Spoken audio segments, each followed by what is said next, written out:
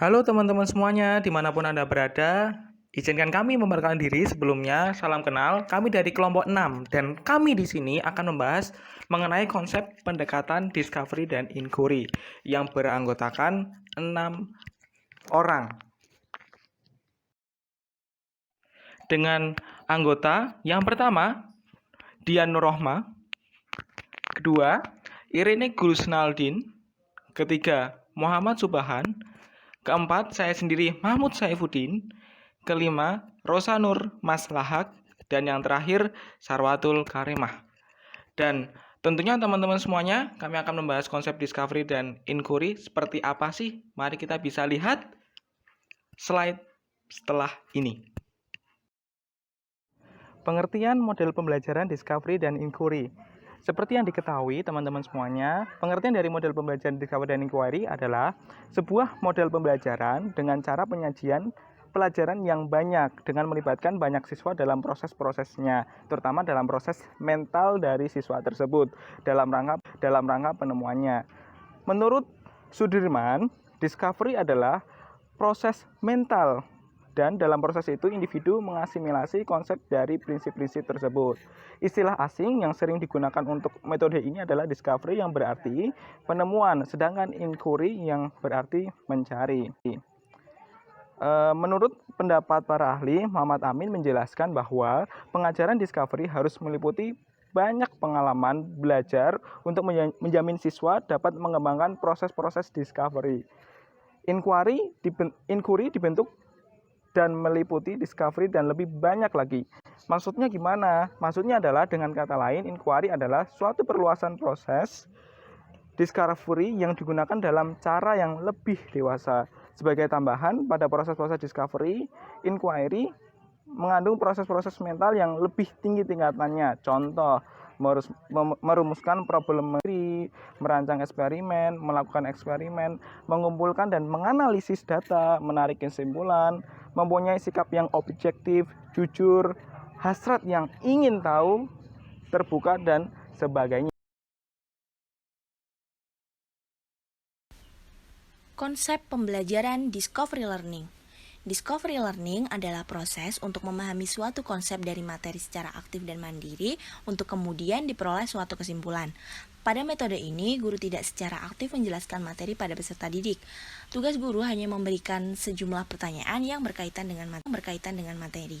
Selanjutnya, peserta didiklah yang harus menemukan, menyelidiki, dan menyimpulkan hasil temuannya tersebut sebagai modal untuk menjawab pertanyaan dari guru. Adapun pengertian metode discovery learning menurut beberapa para ahli.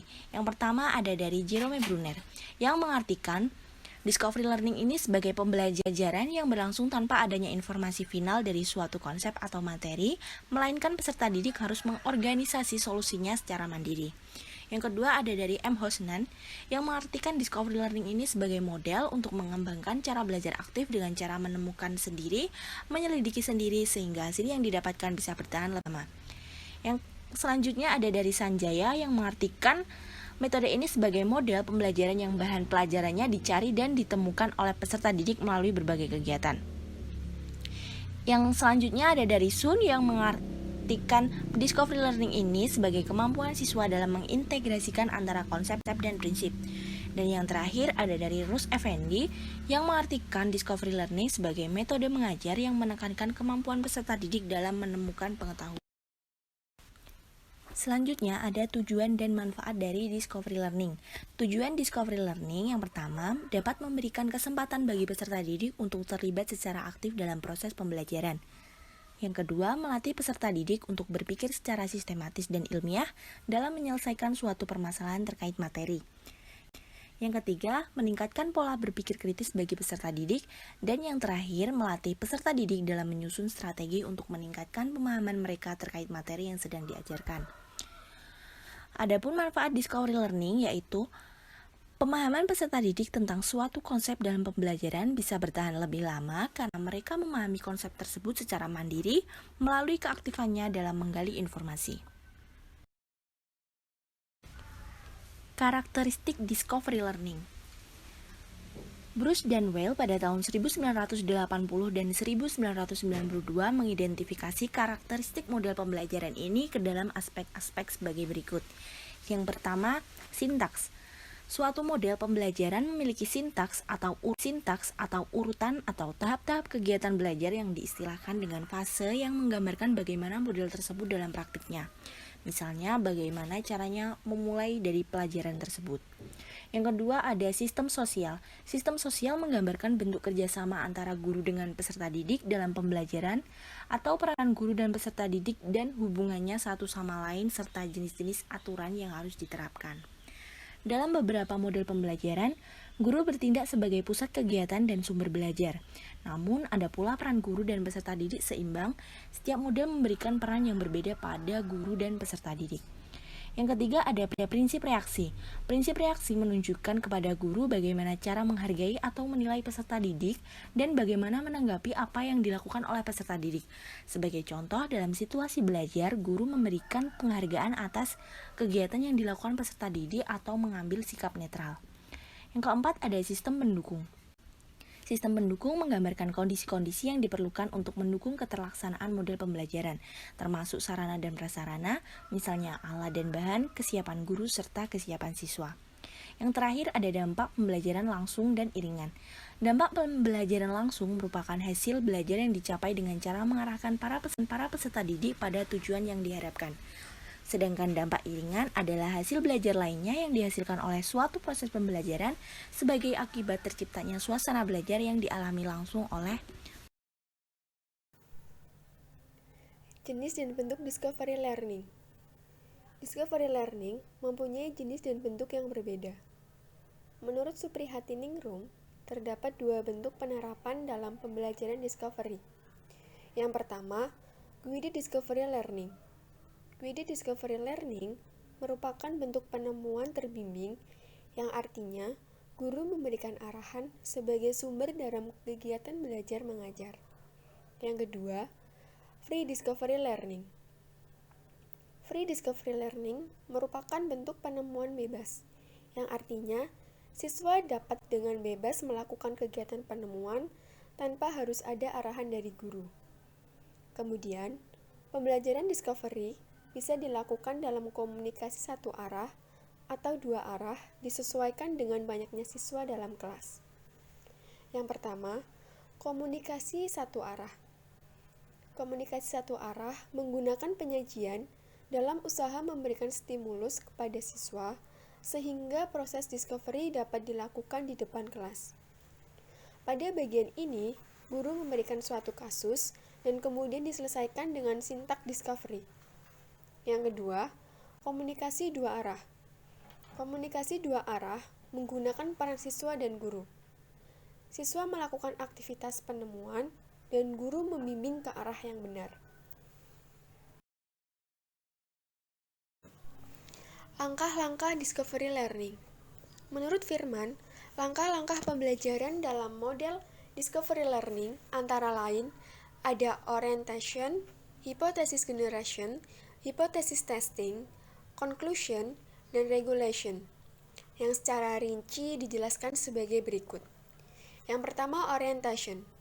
Guru memberikan fenomena yang terkait dengan materi yang diajarkan untuk memfokuskan siswa pada permasalahan yang dipelajari. Fenomena yang ditampilkan oleh guru membuat guru mengetahui kemampuan awal siswa.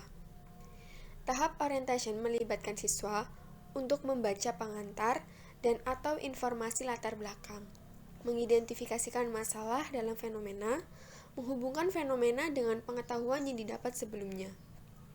Sintak orientation melatihkan kemampuan interpretasi, analisis, dan evaluasi pada aspek kemampuan berpikir kritis. Produk dari tahapan orientation dapat digunakan untuk tahapan yang lainnya, terutama tahapan hypothesis generation dan conclusion. Yang kedua, ada hypothesis generation. Informasi mengenai fenomena yang didapatkan pada tahapan orientation digunakan pada tahapan hypothesis generation. Tahapan hypothesis generation membuat siswa merumuskan hipotesis terkait permasalahan. Siswa merumuskan masalah dan mencari tujuan dari proses pembelajaran. Sintak hipotesis generation melatihkan kemampuan interpretasi, analisis, evaluasi, dan inferensi. Masalah yang telah dirumuskan diuji pada tahapan hipotesis testing. Hipotesis testing. Hipotesis yang dihasilkan pada tahapan hipotesis testing generation tidak dijamin kebenarannya. Pembuktian terhadap hipotesis yang dibuat oleh siswa dibuktikan pada tahapan hipotesis testing. Tahapan pengujian hipotesis siswa harus merancang dan melaksanakan eksperimen untuk membuktikan hipotesis yang telah dirumuskan, mengumpulkan data, dan mengkomunikasikan hasil eksperimen. Sintak hipotesis testing melatihkan kemampuan regulasi diri, evaluasi, analisis, interpretasi, dan penjelasan. Yang keempat ada conclusion. Kegiatan siswa pada tahapan conclusion adalah meninjau hipotesis yang telah dirumuskan dengan fakta-fakta yang telah diperoleh dari pengujian hipotesis. Siswa memutuskan fakta-fakta hasil pengujian hipotesis apakah sesuai dengan hipotesis yang telah dirumuskan, atau siswa mengidentifikasikan ketidaksesuaian antara hipotesis dengan fakta yang diperoleh dari pengujian hipotesis. Tahapan conclusion membuat siswa merevisi hipotesis atau mengganti hipotesis dengan hipotesis yang baru. Sintak conclusion melatihkan kemampuan menyimpulkan, analisis, interpretasi, evaluasi, dan penjelasan. Yang terakhir ada regulation. Tahapan regulation berkaitan dengan proses perencanaan, monitoring, dan evaluasi. Perencanaan melibatkan proses menentukan tujuan dan cara untuk mencapai tujuan tersebut. Monitoring merupakan sebuah proses untuk mengetahui kebenaran, langkah-langkah, dan tindakan yang diambil oleh siswa terkait waktu pelaksanaan dan hasil berdasarkan yang telah dibuat sebelumnya. Materi berikutnya adalah pembelajaran inquiry. Nah, teman-teman, di sini untuk memahami pembelajaran inquiry, kelompok kami mengutip ada 2 pengertian menurut para ahli. Yang pertama menurut Suryo Subroto. Metode inquiry adalah perluasan proses discovery yang digunakan lebih mendalam. Artinya, proses inquiry mengandung proses-proses mental yang lebih tinggi tingkatannya, misalnya merumuskan problem, merancang eksperimen, melakukan eksperimen, mengumpulkan dan menganalisa data, menarik kesimpulan, dan sebagainya. Nah, pengertian yang kedua kita ambil dari Kesuma. Kesuma menyatakan bahwa inquiry adalah proses pembelajaran yang didasarkan pada pencapaian dan penemuan melalui proses berpikir secara sistematis. Melalui 2 pendapat tadi, maka kita bisa simpulkan bersama bahwa inquiry learning ini atau pembelajaran inquiry adalah model pembelajaran yang menuntut peserta didik untuk melakukan proses dalam menemukan pengetahuannya secara mandiri. Bagaimana caranya? Lewat serangkaian investigasi, pencarian, eksplorasi, dan mengarahkan peserta didik melakukan percobaan atau penelitian untuk memecahkan suatu masalah. Nah, pembelajaran inquiry juga memiliki karakteristik atau ciri khas tersendiri. Di mana poin pertama, strategi inquiry menekankan pada aktivitas siswa secara maksimal untuk mencari dan menemukan. Artinya, pendekatan inquiry menempatkan siswa sebagai subjek belajar, di mana sasaran utama kegiatan pembelajaran inquiry adalah keterlibatan siswa secara maksimal dalam proses kegiatan belajar. Lalu poin kedua, seluruh aktivitas yang dilakukan siswa diarahkan untuk mencari dan menemukan sendiri dari sesuatu yang dipertanyakan, sehingga diharapkan dapat menumbuhkan sikap percaya diri. Yang artinya dalam pendekatan inquiry, guru ditempatkan bukan sebagai sumber belajar, melainkan sebagai fasilitator dan motivator belajar siswa. Di mana sasaran utama kegiatan pembelajarannya adalah keterarahan kegiatan secara maksimal dalam proses kegiatan belajar. Lalu poin yang terakhir atau poin yang ketiga, Tujuan dari penggunaan strategi pembelajaran inquiry adalah mengembangkan kemampuan intelektual sebagai bagian dari proses mental, di mana artinya adalah mengembangkan sikap percaya pada siswa, sikap percaya diri tentang apa yang ditemukan dalam proses inquiry. Next, ini mengenai langkah pembelajaran inquiry. Menurut Clevery, terdapat beberapa langkah dalam proses pembelajaran inquiry yang antara lain yang pertama, exploration tutorial. Dalam tahap ini, siswa akan melakukan kegiatan eksplorasi untuk menemukan sesuatu yang baru berdasarkan pemahaman awal yang mereka miliki. Lalu dilanjut dengan self-directed learning. Dalam tahap ini siswa belajar secara mandiri berdasarkan dari perkembangan pemahaman setelah tahapan eksplorasi yang didapatkan tadi. Artinya, setelah melakukan tahapan eksplorasi, siswa akan menemukan konsep baru. Nah, konsep baru itu harus dipelajari dan dipahami siswa secara mandiri. Lalu dilanjut ke langkah review tutorial. Nah, langkah review tutorial ini tahapan yang ketiga, di mana tahapan ini siswa harus mempresentasikan hasil temuan yang didapatkannya dari proses sebelumnya, yaitu self-directed learning. Lalu dilanjut consolidation tutorial. Nah, di langkah ini siswa bersama-sama melakukan konsolidasi terhadap hal-hal yang mereka temukan. Konsolidasinya nanti dilakukan dengan diskusi ataupun presentasi. Dan langkah yang terakhir adalah plenary tutorial, yaitu siswa merefleksikan pembelajaran baik individu dan maupun kelompok dengan fasilitator. Dengan tahapan ini, penguatan diberikan oleh fasilitator pendamping untuk memberikan bimbingan pada saat proses pembelajaran berlangsung. Selanjutnya adalah jenis pembelajaran inquiry. Perlu menjadi catatan bahwa inquiry learning memiliki jenis atau turunan yang berbeda berdasarkan peran guru dalam kegiatan penyelidikannya. Menurut Kinvester, berdasarkan peran guru dalam penyelidikannya, inquiry learning terbagi menjadi dua jenis, yakni sebagai berikut. Yang pertama adalah inquiry terbimbing. Pada jenis ini, peran guru dalam melaksanakan proses pembelajaran dalam penyelidikannya sangat besar. Guru berperan menentukan topik penelitian yang akan dilakukan, mengembangkan pertanyaan yang terkait dengan topik yang akan diselidiki, menentukan prosedur atau langkah yang harus dilakukan oleh peserta didik, hingga membimbing peserta didik dalam menganalisis data, menyediakan worksheet yang telah dibentuk kolom-kolom sehingga peserta didik cukup melengkapi dan membantu membuat kesimpulan. Nah, yang kedua adalah inquiry terbuka. Ada tipe ini guru hanya berperan sebagai fasilitator dalam proses pembelajaran. Sejauh yang diminta oleh peserta didik kemudian diberikan kebebasan dalam inisiatif dalam memikirkan bagaimana akan memecahkan masalah yang dihadapi.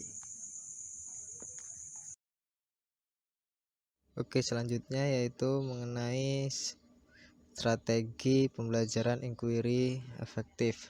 Yang pertama, guru mengharapkan siswa dapat menambahkan sendiri jawaban suatu permasalahan yang ingin dipecahkan.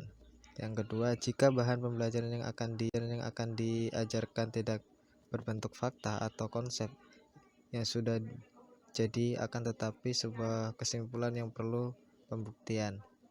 Ketiga, jika proses pembelajaran berkait dari ingin tahu siswa terhadap suatu. Yang keempat, jika akan mengajar pada sekelompok siswa yang rata-rata memiliki kemampuan dan kemampuan pikir. Kelima, jika siswa yang belajar tak terlalu banyak sehingga bisa dikendalikan oleh guru. Dan yang terakhir, yang keenam, jika guru memiliki waktu yang cukup untuk menggunakan pendekatan berpusat pada siswa.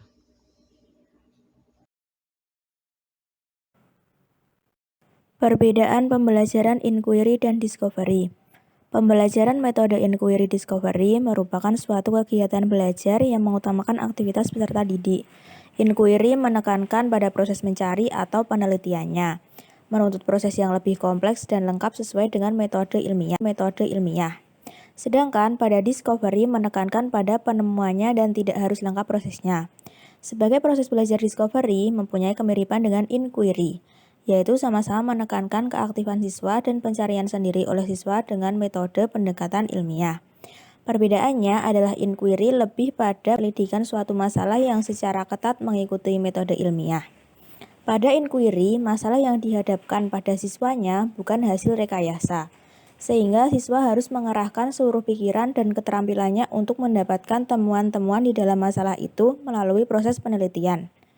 Sedangkan discovery tidak harus penyelidikan masalah, tetapi dapat berupa penemuan yang biasa dan dapat juga memecahkan persoalan yang tidak konkret. Namun, jika memuat masalah yang diperhadapkan kepada siswa, biasanya masalah dibuat dengan direkayasa oleh guru. Inquiry jelas membutuhkan discovery di dalamnya, yaitu bagaimana seseorang dapat menemukan persamaan dan perbedaan pembelajaran. Indikator yang pertama yaitu dominasi sumber belajar siswa. Pada inquiry dan discovery sama-sama siswa harus mandiri. Yang kedua, jenis tugas juga sama, dapat kelompok ataupun individu. Indikator yang ketiga yaitu konten pembelajaran yang diangkat dalam pembelajaran. Pada inquiry memuat masalah yang sudah ada, sedangkan pada discovery membuat masalah baru. Yang keempat yaitu tujuan utama pembelajaran. Pada inquiry, siswa harus berpikir kritis, namun pada discovery, siswa harus berpikir kreatif dan inovatif. Yang kelima yaitu proses penilaian. Pada inquiry dilakukan dalam satu waktu dan pada discovery dilakukan secara kontinu. Selanjutnya pada tabel persamaan dan perbedaan pembelajaran. Yang keenam yaitu jenis evaluasi penilaian. Sama-sama menggunakan metode kualitatif ataupun kuantitatif. Yang ketujuh yaitu biaya dan peralatan yang dibutuhkan. Pada model inquiry cenderung lebih sedikit dan pada model discovery lebih banyak. Indikator yang kedelapan yaitu teknis dan sistematika pembelajaran. Pada model inquiry, peserta didik diarahkan oleh guru.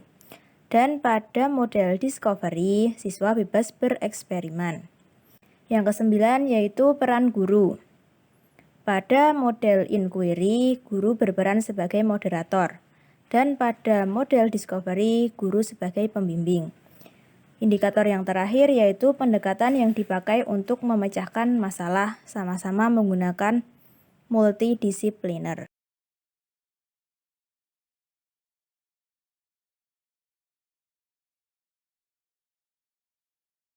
Sekian penjelasan dari kelompok kami, teman-teman semuanya. Diharapkan teman-teman bisa memahami apa yang kami jelaskan dalam konsep discovery dan inquiry. Dan sekiranya teman-teman semuanya ada pertanyaan dan mungkin ada saran dan masukan, silakan teman-teman semuanya bisa komen maupun bisa bertanya dalam grup maupun lewat WA. Terima kasih. Sekian. Wabillahi taufiq wal hidayah. Wassalamualaikum warahmatullahi wabarakatuh.